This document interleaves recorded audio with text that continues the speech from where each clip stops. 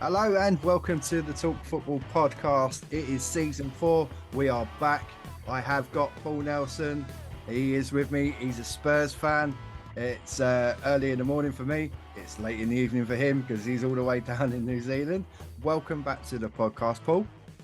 Thank you very much, sir. And we are going to be talking all about Spurs today. We are. It's been an eventful few months towards the end of the season up until this point now. So we're going to get all of Paul's feelings on how he feels about how things are going at Spurs. And obviously, to start with, you have a new manager. We do. When is it never an eventful time in the world of Tottenham Hotspur? Yeah, we do. I'm quite optimistic. Maybe in part because it just can't be any worse than what it was last season. So I will probably contradict myself quite a bit between the next, over our conversation because I think there are so many unknowns. But Well, at the minute, I'm quietly confident. I mean, you're not going to be happy with me with this because I was having a conversation with the boys at work the other day, and with talking football. I was promoting the podcast, handing out leaflets, etc. I've gone with Postecoglou as my favourite for the first Prem manager to get sacked. That's massively controversial. No, it's controversial. I'd argue that I reckon your one might be the first one to go. I Oh, mean, yeah. here's hoping. Yeah, I can imagine. Obviously, you guys weren't particularly happy seeing Potts rock up at. But No, we'll save that one for yeah, we'll say that. another I time. think I think with our guy, you employ someone like him, you need to give him time, and Yeah, I think he needs to be given a season to just show what he's all about and to show what he wants to do and how he wants to do it. I think we'll start slow. I think the first 6 games could be pretty rocky, yeah. but I mean, as I long did as look at your fixtures. It's got some tough fixtures in the first 6. yeah, I mean, even Brentford away first game, they finished a point behind us last season. Yeah, I went all the way to the other side of the world to watch us lose to them at the Lane last season. Uh, well, we were amazing in the first half, and then we just collapsed in the second. So that's no easy game, and then we go straight into United at home. So yeah. look, it wouldn't surprise me if we were no points from the first 2 games. In all honesty, but as long as we see some progress, as long as we see what he's trying to do, how he wants to play, and it's a bit more exciting and we're a bit more front foot, for the people that pay the most expensive season ticket prices in Europe, they want to see some entertainment. Yeah. And for people like me on the other side of the world, if you're going to be getting up at stupid hours, then it needs to be entertaining. So as long as it's that, and we can see some progress, and I think it'll be good. I've managed to catch a little bit of your pre-season stuff, and it does appear that he will play a progressive attacking style of football. So, Yeah, I mean, we haven't had much of a pre-season, so we I mean, played the West results haven't Ham. been amazing. No, I mean we played West Ham, and they were like 3 games into their pre-season. It was our first. Yeah, We lost, but we had 70% possession, which I think could be both the result and the amount of possession could well be what we see for the rest of the season. And then we were meant to play Leicester, and that game got cancelled. We mm, were also meant to play Roma, and they had some contractual issues with the people organising the pre-season friendly, so we played a local team. So we played 2 games in pre-season. We got Shakhtar Donetsk at home tomorrow for me, Saturday night now, Sunday over in London, and then they got Barcelona, I think, on the Tuesday. But and not only because Angie's team seemed to start quite slow, do I think we'll have a slow season, but we've had no preseason, so no, we are going to be pretty rusty. He's played 2 games. He's played 2 teams for the 2 45 minutes, if that makes sense, for both games. So no one's had more than 45 minutes so far. not ideal preparations, really. Nah. And says don't pay any attention to the lineups that he's put down so far. So there's not a first team or there's not a second team. He's just playing people and trying to work things out. We've got a squad still of 35 odd players. Yeah, So obviously, a he's lot of got players that have returned from loans and that as well.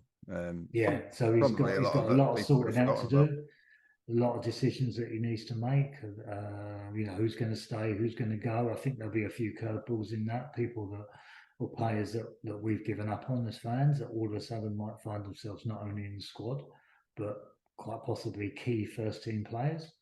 But yeah, it's going to be exciting. There's certainly going to be plenty to talk about. I found that he comes across very prickly in the press conferences and stuff like that. And when questioned on certain aspects, like about the Kane situation, signings, etc., and that he's been very snipey back at the journalists. Yeah, Yeah.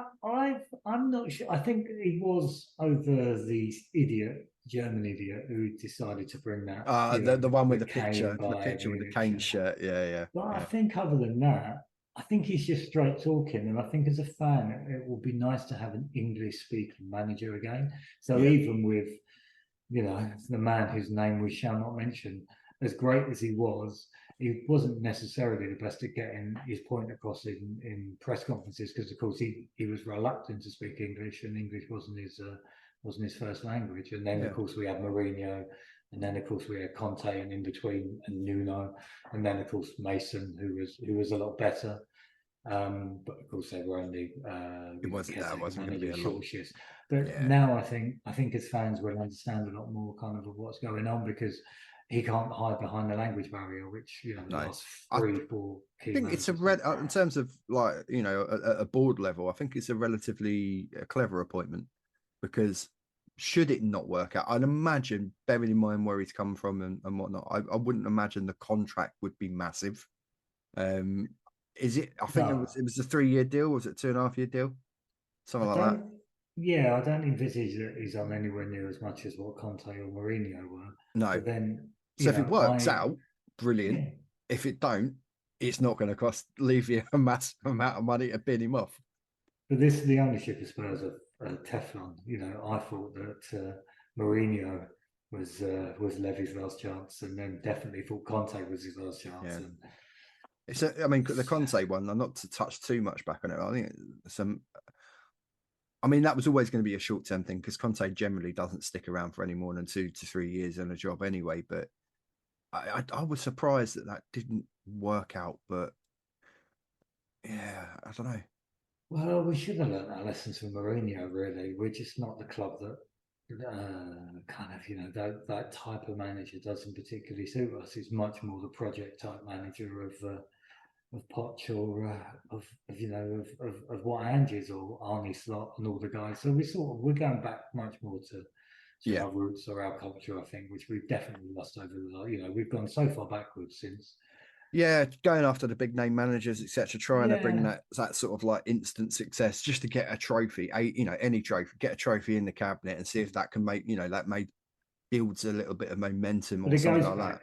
It goes back before that, to be honest, mate. It goes back to leaving the lane and 500 odd days without signing, um, going to Wembley, the whole Wembley thing. Yeah, You think the last season at the lane, we were playing some amazing football. We were undefeated for the 15, 16, 17. If you combine both seasons, we were the best team in the country. We just, typical Tottenham, just didn't win anything. yeah. And then typical Levy, typical Enoch. We didn't build on that. We didn't sign the players. The focus was on the stadium. We've now got this amazing stadium, which was meant to be a game changer, And and it nothing's hasn't been. changed. No, And it hasn't nothing's been. changed. If anything, we've just followed the Arsenal model of you moving to this new stadium, and it And hinders you as opposed to it's taken helps. them 10 years to get back, like really competitive at the top end.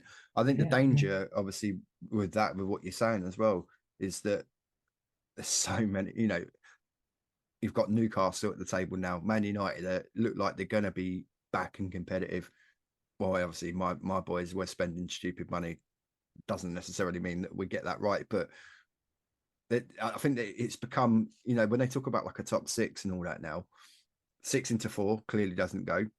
And I think there's other clubs around the periphery of that are, Yeah. that are maybe smaller clubs like your Brightons, arguably maybe, like a West Ham Yeah. if they get it right, Um, and I think it's so competitive at that top end that you can't stand still with the club. I think and the gap, obviously everyone's chasing City, but the gap between that Yeah. sort of second to fifth it's a massive thing to try and break into. But if But you you fall only, out of yeah, that for too long, You only you could have be to in look at trouble. what happened to Spurs last season. Before Conte's meltdown, we were 3-1 up at Southampton, and we Yeah. were we were we were set to go third, and that To was be honest, March. I had you now, Dom, for the top four Yeah, for all of yeah, that. yeah, And yeah. then, I mean, I know that was, he had a lot of personal problems, Conte, which helped, instigated the meltdown. And, you know, the, but yeah, But, I had Spurs but nailed on for it. yeah, but for as bad as it was last season, up until March, at 3-1 up at Southampton, we were third in the Yeah. league, and then Arguably, one of the best yeah, front threes in the league. Um, and then Flying. 2 goals in, 3-3. Conte's meltdown, and all of a sudden third ends up being eighth between March and April. Yeah. So March, April, May. in terms of the season for you, what would a successful season look like? I know we're starting the season, etc. So I mean, just getting a few points off the ground would be nice, but um, I a think the honest successful answer, season, as we sit here now, anything above eighth, so seventh yeah. and above, So any and kind of European football, seventh and above, and we're playing attractive football, and we attack the cups. yeah, We really go for the domestic cups, yeah, as opposed to limping out to Sheffield United like we did last season. Not even trying, almost acting like cups that we haven't won for 30 years in the sake of the FA Cup. mm. It's beneath us. I do We think that there's an really, really go for it. opportunity this season for clubs to pick. Because I just get a feeling with Man City that doing what they did, such an incredible season, like winning everything clean swipe, well, apart from the Carabao Cup, but a clean swipe more or less of all the big trade. I do think that they're going to have a little downturn. They've had a few key players that have obviously that probably won't be about for them. I think it's an opportunity for a club, Spurs, Chelsea, or whatever, FA Cup, Carabao Cup, to really have a chance of putting something. I do think they're going to be a little bit off of it this year. I Yeah, I think think that so. I I think think towards the end of the there's season, yeah, Premier League wise, they come good again and they yeah, just turn into that machine. But I think that there'll be an opportunity in terms of the other yeah. cup competitions I that there think could be a trophy. everyone else is fighting for second in the league. Yeah, But you're right from the cup perspective. I'm sure they'll have a bit of a dip. I'm sure, as you say, they've lost a few players or yeah. let a few players Gundogan for go. them, I think some massive Yeah, miss, but and the motivation must be, when you do it all in one season, it must be tough to pick it back up again. yeah, So yeah, yeah, so I think there's a chance there, but it's not so much whether it happens or not because we are at such a low base now. yeah, It's much more just about taking it seriously. So we yeah. went for it. We had to go. If it happens, great. If it's just a run that means the quarters or the semis, but At that's least you're having better a than go. exactly. Yeah, yeah. That's better than before, and give us something to build on for the I, following I would season. I would think looking at Ange and looking at his time up in Scotland and that, I would think a cup competition. I don't see him playing weakened teams.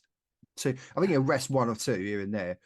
Obviously, a lot of it depends on what players that you either have or don't. And we'll talk about the big don't in a minute. But I think like I say, opportunity for that. I think it. If it's a sensible decision, then you've got to look at it and say, really target I think the Carabao Cup is the one it's up. At the end of the day, it's a day out for the fans at Wembley. It's a pot in the cabinet, and there's always actually I'm going to send you it later because there was a funny video I saw. It was two Spurs fans sitting in a field and doing this trophy hunting thing. It's quite funny. I'll send you it later. I'll take either. I'd love the FA Cup, but I would take either, and then just something to build on. Yeah, Just show us a bit of progress. Show us that we're going in the right direction, as opposed to the fact that I would argue since 2017, even though there's a Champions League final in the middle of that, it's been yeah. slow, going Sideways downhill as steps opposed to backwards, sideways step yeah, backwards. yeah, Yeah. exactly. So I mean, so obviously to progress, you need players. So what better time to talk about transfers? I mean, obviously the big one, is Kane, and reported on the BBC all across yesterday, being Friday, that Spurs and Bayern Munich, they kind of got to a position where they're starting to set deadlines now. Say, oh, well, if you don't accept our bid by X time, we'll walk away, etc. Spurs are saying no, we want 100 million quid. End Yeah, up, I mean, stump up or go away. I've seen stuff saying that Kane has put a deadline on Brentford the first game of the season, that if he's still around, if he's in the team, That's it. then that's his deadline and he's there for the season. Yeah, For me, I think Sunday should be the deadline because I wouldn't imagine that he would want to walk out of Tottenham, captain's armband, and then for the preseason last preseason friendly at the ground before the season starts, and then not be in the team come when they come back for the Man United game. yeah, So I'd have thought Sunday's a more realistic deadline, which is why I think it's interesting that Bayern Munich seem to have put some deadline for this weekend in. yeah. Um, so yeah, hopefully it'll come to a head soon. We just need some clarity on it, really. I think. I mean, a Spurs team without Kane. I mean, what does that look like? I mean, obviously you've got Richarlison now. He obviously didn't have the greatest record in last season. I know he had a lot of injuries and stuff like that. But I do think that there's a very capable number 9 in there. I mean, it's funny because we have actually done pretty well in the past when he's been injured. Yeah, So I don't think it's all doom and gloom as much as were it to happen, I would be absolutely gutted. He's without yeah, question the best player he's the best player at Spurs since I've been supporting Spurs, yeah. so certainly since Glenn Hoddle. I mean, And, I'm quite maybe, surprised maybe the best ever.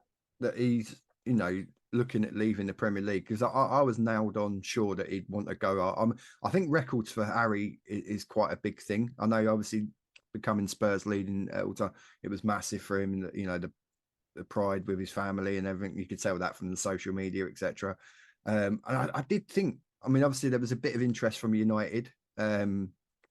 Obviously that ain't happening because they've signed Hoyland. So I did think he'd stay in the Prem and go after Shearer's record and all that, but because there's been so I much talk think about it. after the Man City thing a couple of years ago, I don't think he wants to go direct from Spurs to another Another Premier League English, team. yeah, So I think he feels that if he goes to Bayern Munich, a couple of years there, then he comes back. Maybe he comes back to Spurs, or if he then ends up going to City or United or wherever he goes, then at yeah. least he's not moving direct. Well, I know that there's talk that the Spurs want to include a buyback clause in any deal with Bayern, which suggests. I mean, that to be honest, I mean that wouldn't be such a bad thing. I've seen it in the past with like Henri when he came back. I know it was a lot older, but just that whole thing. I mean, it could be in a couple of years' time. It could be like a massive lift of the hero returning or whatever. Yes, and there's a part of I think as I said, the man's the best player that I've ever seen play for Tottenham. So Yeah, I, without question, would love to see him. But I don't want to take the money. I'd be happy if he stayed for a year and then went on free. I just want to see him play I for mean, Spurs for another year. it could be staying for a year that puts the trophy in the cabinet and puts you in the top Yeah, four. exactly. Yeah, So and exactly. And but then at the same time, yeah, I think I don't from a understand why he'd want to go. I think from the manager's perspective, I think it makes it all very, very difficult because you're trying to plan for a season ahead and you don't. I mean, if you obviously if you do lose him, the time then, despite the fact of having all the money in the bank, the time then to try and get a player in because you would need another player, even if that's not a starter, then No, if he I, says right, I'm going to go with Richarlison as my 9, but you're still going to need backup behind that, and there ain't a yeah. great deal of strikers out there, to be honest. I mean, no one No, can replace that kind of no, you player. can't. It's My impossible. just going back to the buyback clause. My issue with that is then as a club you're not really moving on. So I remember when Sheringham came back to Spurs. There was no buyback clause, I don't think, but he came Yeah, back a couple of years later, and you haven't really moved on as a club. Even with Bale, every single summer when Bale was at Madrid, it was like, how can I that's back? How coming Bale back. coming back? Yeah, And of course, he came back, and if he was fit, he was the second best player, in that team. And this was 5, 6, 7 years up, after he left. If you're always harping for the player who's left you, then yeah.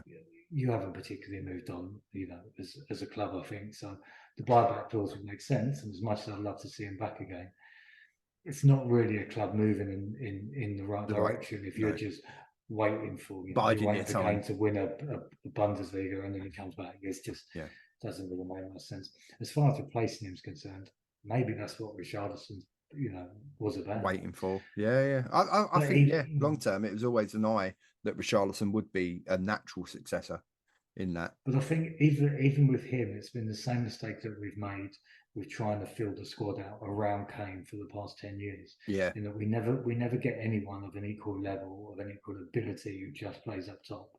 We Yeah. always get someone, Son, who really plays on the left but can go through the middle. Llorente at the end of his career, who's happy to sit on the bench and come on. Richarlison, who can play anywhere across the front line, prefers to play up top but will play anywhere. Yeah. We should have really bought proper competition for Kane years ago. So Yes. we Yeah. had the opportunity to play two up front if we wanted to play two up front. And had he then left earlier, it would have kind of softened the blow a bit. Someone actually another genuine world class striker. I mean, a player that I thought would have suited Spurs is actually ended up at my club, which is Nicholas Jackson, because I think with the type of like football that Ange plays, counter attack, press football from the middle press and whatnot, that kind of like real mobile, quick, direct, running in behind striker, I think would have suited Spurs. But yet again, I think this is the thing with Levy. Everything's always done a bit too late. Let's push and push and push and make the best deal we can for the club. But then now you're in a position, I mean, Sadar, let's touch on what you have got coming in, because I think one positive, and that's a player I love anyway. I think at 40 million, I actually think it's a pretty good deal, which is Maddison. But Maddison goes back to your point before about everything being too late. So Maddison's a replacement for Ericsson, who left in 4 or 5 years, January of 2020, I think. Something like that. Yeah. It's 2.5 years too late. Yeah, and arguably, still, if you'd have moved sooner for him, you probably would have got him cheaper. But still, a good player, a really good signing, and hopefully something that Kane thinks will work well. I mean, if we're looking at a Kaneless team, and you're looking at a front three, Sonny on the left, Richarlison through the middle, Kulusevski on the right, Maddison in that sort of like pocket in behind that. Although you could be, from what I was reading last night, you could be out of a holding midfielder. I think Højbjerg is on the verge of like a 30-odd million transfer to Atletico. Yeah, I think we'll have a different makeup of our midfield. So I wouldn't want to. I think Højbjerg's a better player than most Spurs fans give him credit for.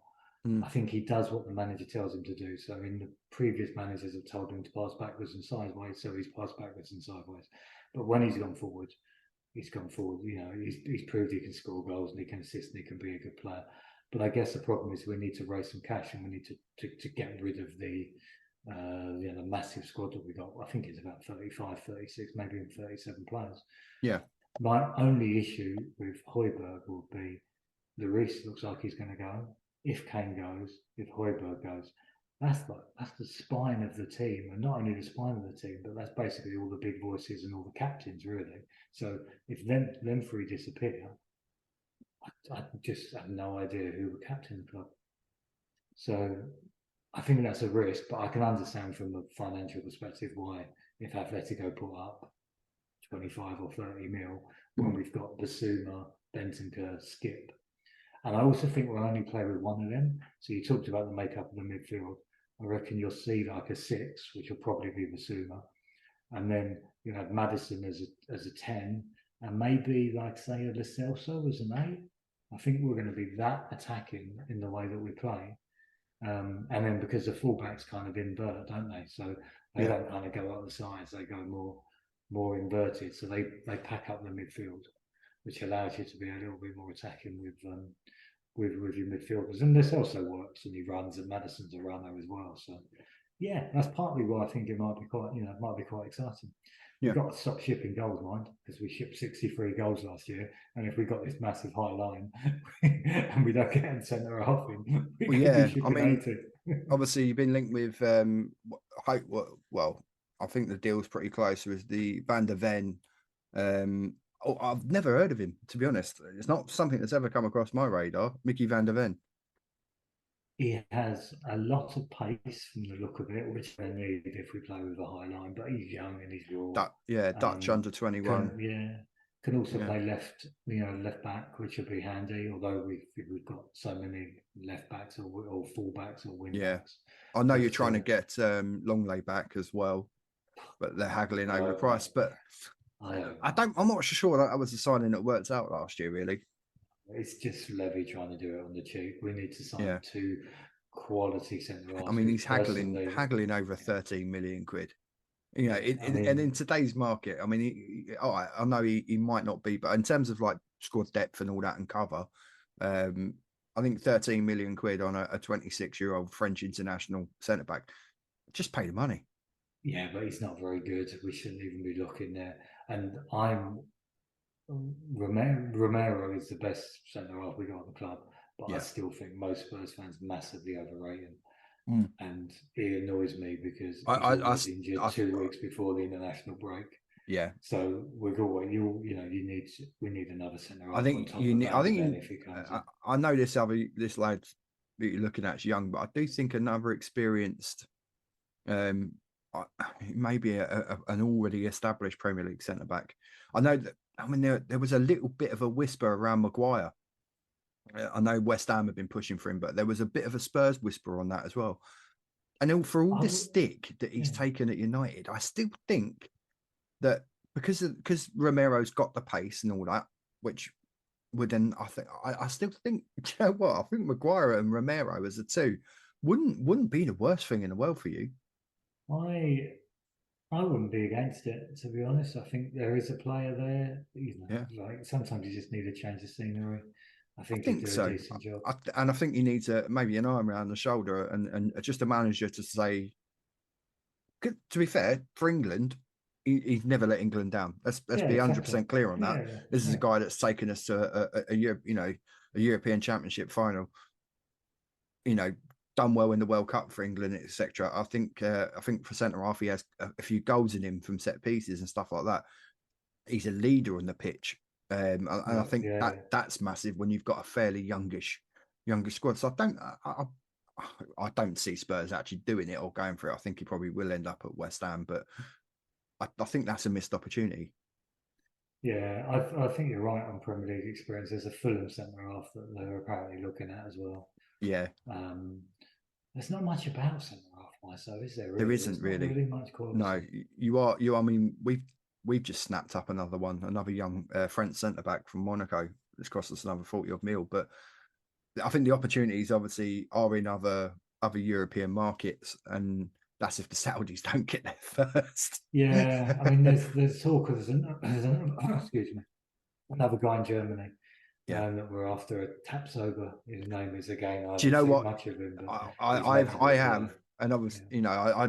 I watch a fair bit of German football and all that. And do you know what he's big. I don't know if you're fairly familiar with Upamecano, the young French centre back. But yeah, again, he moved to Bayern. But he's in that similar kind of frame, big, strong, as you would be for a centre half, but Athlete, unless yeah, you're yeah. Martinez, but but yeah, he's got a lot of pace about him. He's pretty good on the ball.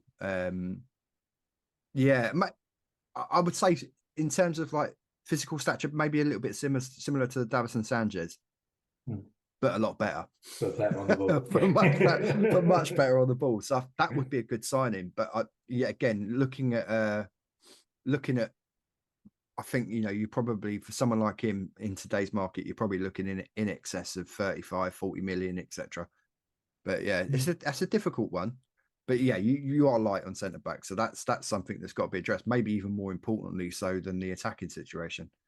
So Without yeah, question. Yeah, yeah. I mean, we're fine goalkeeper up. We can wise, cope up front. you've signed a keeper, Vicario. I from Empoli. I don't know, and I haven't watched. I didn't watch much Italian football um, for most of the season after the World Cup, so I didn't really see a lot of him. So I don't really know much about him. I know he's fairly young. He's he's highly rated. He was meant to Yeah, be one 20 of odd million. second best keeper in Italy. Yeah. The only frustration would be is of course they were after Raya at Brentford. And I was quite pleased at the time because they kind of went from, okay, we're not going to pay you 40 mil. So we're going to Yeah. go and get this guy, got it done and dusted, got it sorted. got their man. But now, of course, it looks like Ray is going to go to Arsenal and compete with Yeah, Ramsdale, which I is a find that one. real I find that statement of bizarre. intent. I think it It's is. it's I a th- statement of intent from them that, like, we're not going to we're not allow an mucking injury about it. to our first choice goalkeeper to Yeah. derail our season. We're going to I, have two that I come find into it a game. bit of a strange one because effective because generally having two number one keepers just doesn't work because you're going to affect the form of either one or if not both.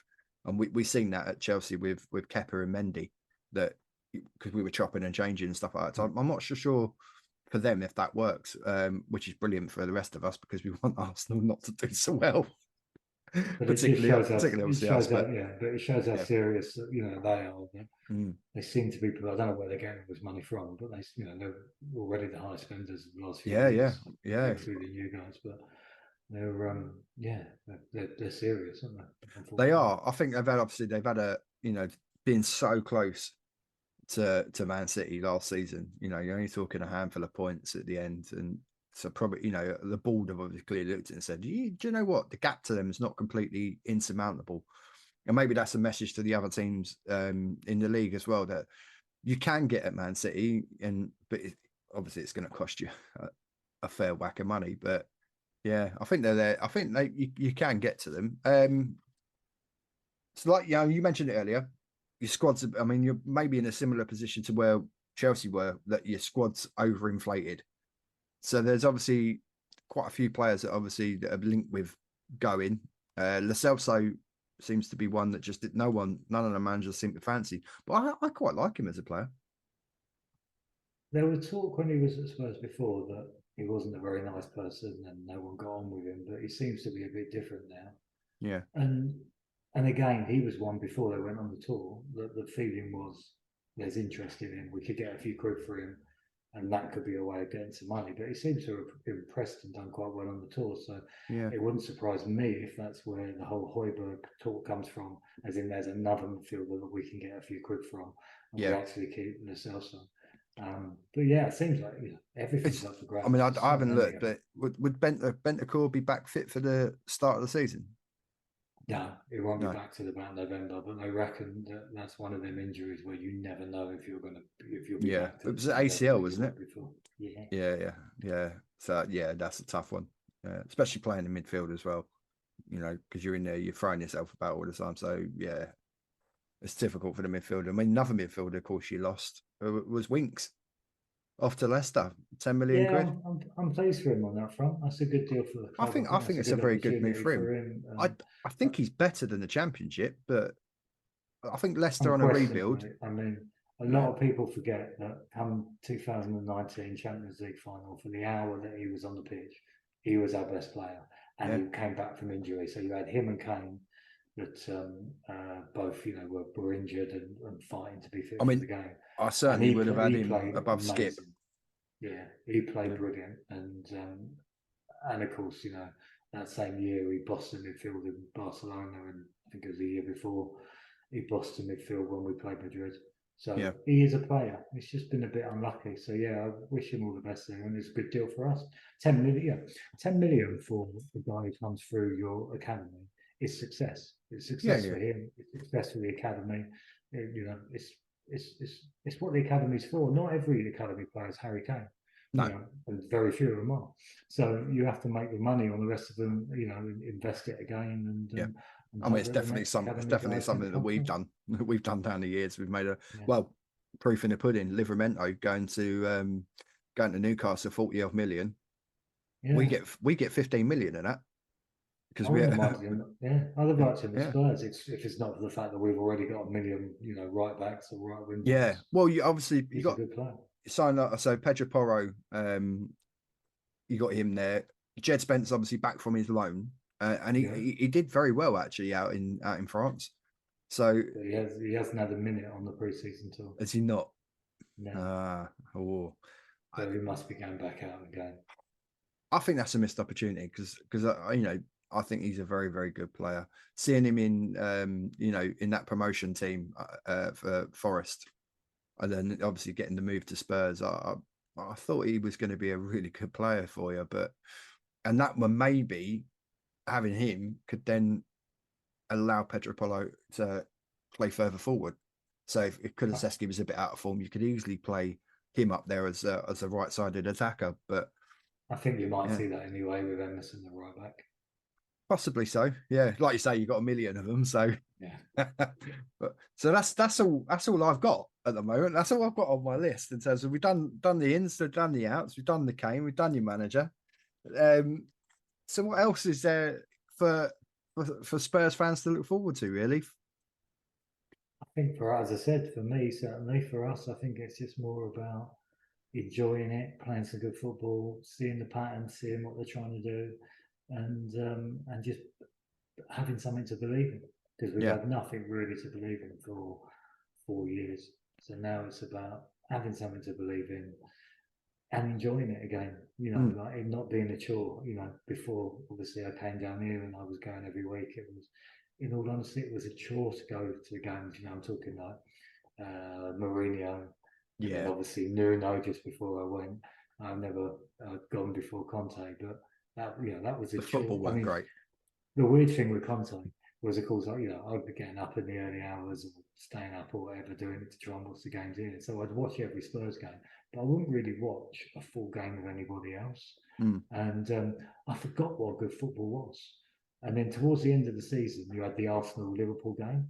And I Yeah. started watching that, and it was only when I saw that game that I then Oh, realised how crap actually, and how like what we were doing was just outdated and just boring and just yeah. like just wrong. You know, I forgot how exciting and fun football can and should be. And hopefully, that's what Ange Bring. will bring to Yeah. Spurs next year. Yeah. So one last thing, actually, because it's just Hmm. popped into my head, and I meant to write it down on there. So coming away from the football side of it and talking about the board level side of it and all that. Obviously, you got the court case at the moment with Joe Lewis, Hmm. your owner. But he's not. He's He's not the not, owner. so he's not the owner now. He's kind of, so obviously the Yeah. board run the club, etc., and the ownership is now the group. Family trust. Yeah. Yeah, because obviously he's got this court case. I don't know massive amounts of the details, but I mean, potentially, could that lead to a complete change of ownership of the club? I think that Spurs would be a very attractive proposition for, especially like a oil rich, Middle East owner. I'd look at Well, that. I'd look at the the problem stadium. with Spurs is always going to be the deal. So Yeah. Levy, Enoch, the Joe Lewis family trust, they're not going to let it go cheap. They're going to No, want top dollar I, for it. I think So you'd be looking at what, especially I think the benchmark now for an established Premier League club would probably be the Chelsea deal. So you're looking for maybe 4 billion I around about think that kind of there's mark now. talk that there's talk that they want five, Yeah.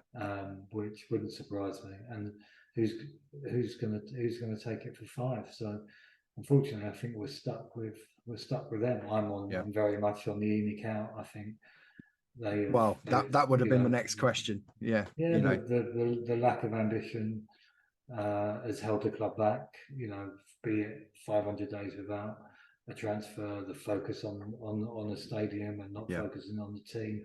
But even going back to silly things like the sponsor on the shirt being red and just not caring about that, and that being 15 years, wanting to go to Stratford, Yeah. West Ham's ground as opposed to Rebuilding doing at the our own lane. ground.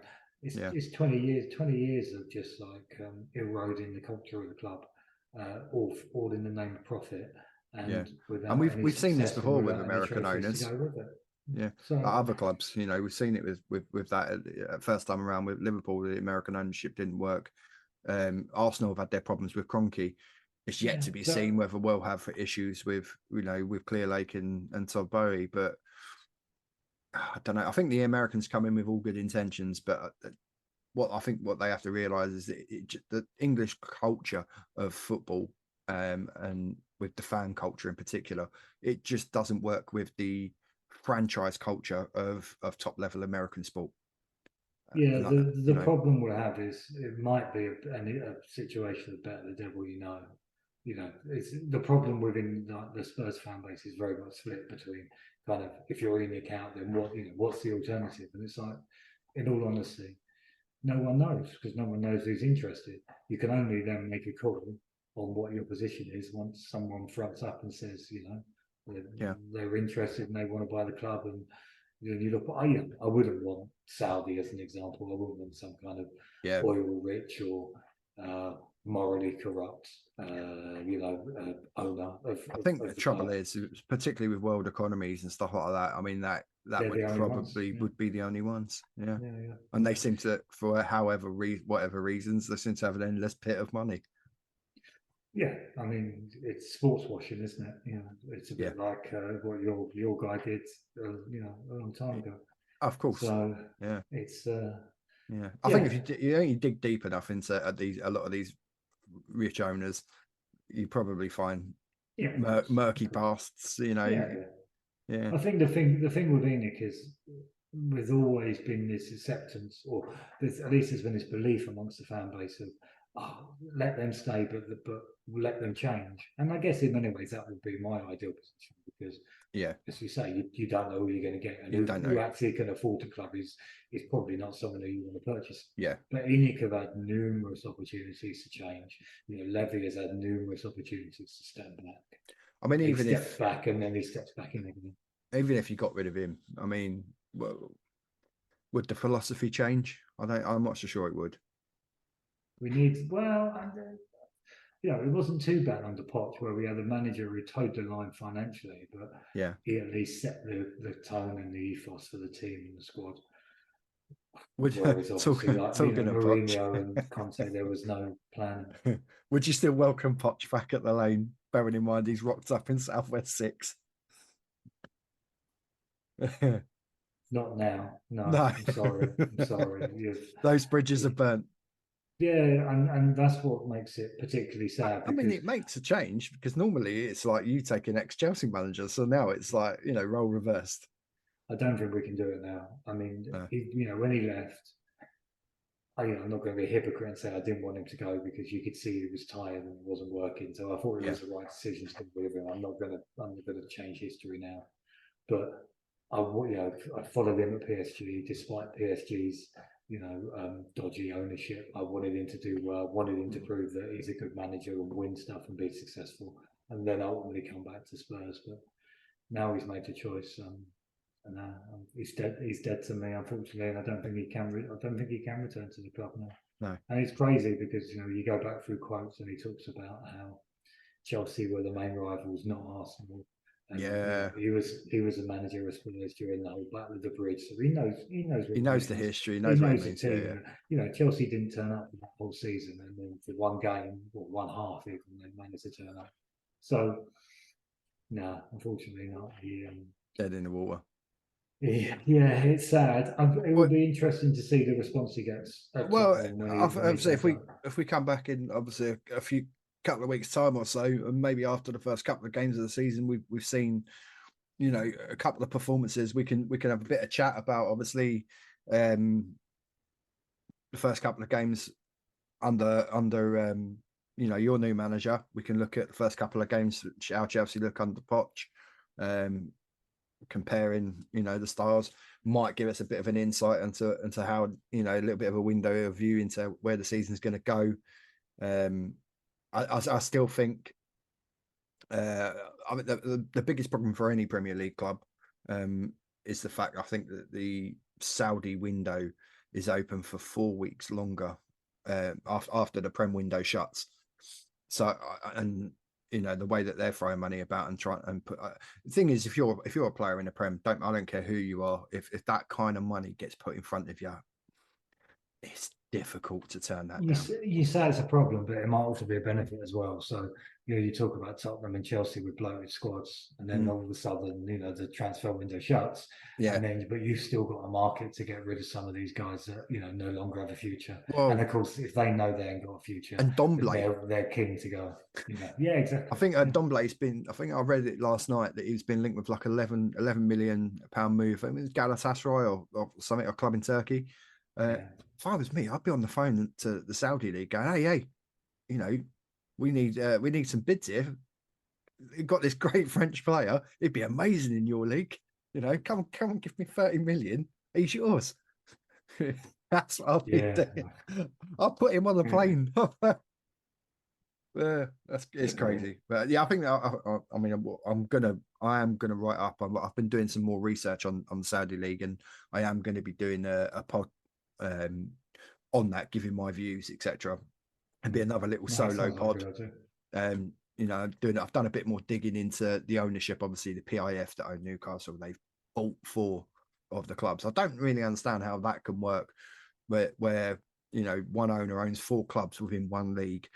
But obviously they have their own rules. That couldn't happen over here. I don't think that could actually happen anywhere else in Europe either. But that's something I'm gonna revisit, because I do think, seeing what they've done this year already, and if their league, particularly commercially, takes off and there's a lot of people watching it and stuff like that, I do think that over the next 2 or 3 years they'll be sniffing. I really do.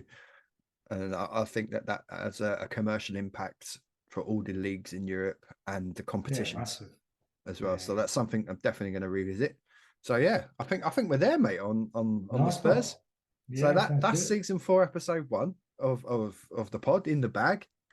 So obviously, goes without saying, the socials are all there. So if you want to revisit this pod, make sure you go on the link tree. The links are all in the bio, so that gets you to every aspect of the podcast.